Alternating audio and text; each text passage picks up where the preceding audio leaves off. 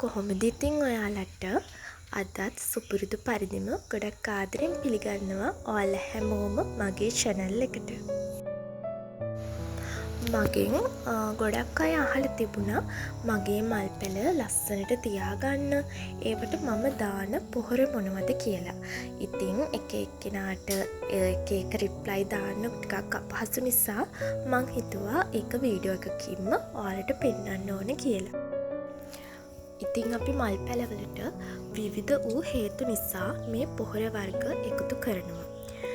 විශේෂයෙන්ම මූල මණ්ඩලයේ ශක්තිමත් වෙන්න, ශාකයේ වර්ධනයට, ඒ වගේම මල් පිපෙන්න, විවිධ ලෙඩ රෝග අසාධන වලට මේ වගේ හේතුන් වලට අපි මල් පැලවලට පොහොර එකතු කරනවා.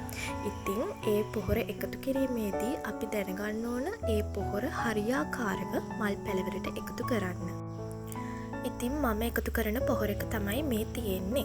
මේ තියෙන්නේ යාරමිලා කම්ප්ලෙක්ස්. මේක අපි පාවිච්චි කරන්නේ ගොඩක්ම විසිතුරු පත්‍ර තියෙන ශාකවලට. මේ කම්ප්ලෙක්ස් පොහොර එක පහසුවෙන් අඳුන ගන්න පුළුවන් මේකේ තියෙන මෙන්න මේ ලානිල් පැහැයට හුරු වර්ණය නිසා. මොකද මේ පොහොර මිලදී ගනිද්දි සමහර කඩවල් වල මේවා කිරලා දෙන විදිහටත් ගන්න ලැබෙනවා. එතකොට ඉතින් අපි දැනගෙන ඉන්න ඕනේ පහසුවෙන්ම මේ පොහොර එක අඳුනගන්නේ කොහොමද කියලා. මේ තියෙන්නේ මම පාවිච්චි කරන අනිත් පොහොර වර්ග. යාරමිලා ටාගට්. මේක පාවිච්චි කරන්නේ මල් පිපෙන පැලවලට. ඉතින් මල් පිපෙන රෝස්, කානේෂන් ඔය වගේ ඕනම පැලයකට මේ පොහොර එක සුදුසු වෙනවා.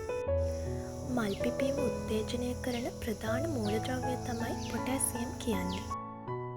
ගොඩක් අයට තියෙන ගැටලුවක් තමයි මල් පැලයක් ගෙනාවට පස්සේ ගේනකොට ලස්සනට මල් පිපිලා තිබුණත් ගෙදර ගෙනාවට පස්සේ ටික දවසකින් ඒ මල් හැලිලා යනවා. ඊට පස්සේ ආපහු මල් පිපෙන්නේ නැහැ.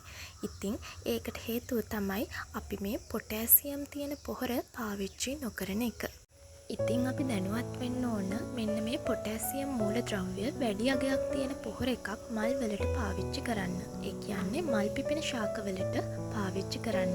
එතකොට අපිට ලස්සනට අපේ ශාකවල මල් හදාගන්න පුළුවන්. ඉතින් මේ පොහොර හුලන් නොවදින විදිහට ඇස්රුම් කරලා තියාගන්නත් අපි වග බලා ගන්න ඕන. මල් වලට පොහොර එකතු කරනකොට මේ විදිහට පස හොඳින් බුරුල් කරගන්න.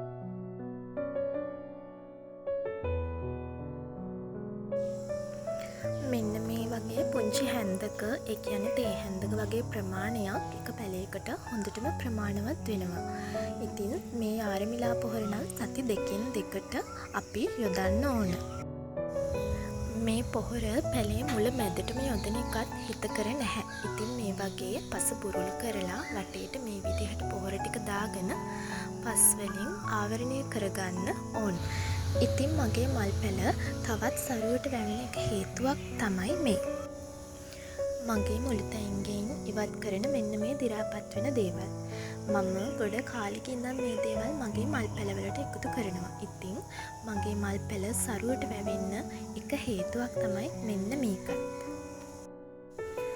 ඉතින් මං අද මේ බ්ලොග් එකෙන් ඔයාලත් එක්ක ෂෙයා කරගත්තේ මගේ මල් පැල ලස්සනට සරුවට හදාගන්න මම භාවිතා කරන පොහොර සහ ඒ පොහොර ගැන මම දන්න දේවල්.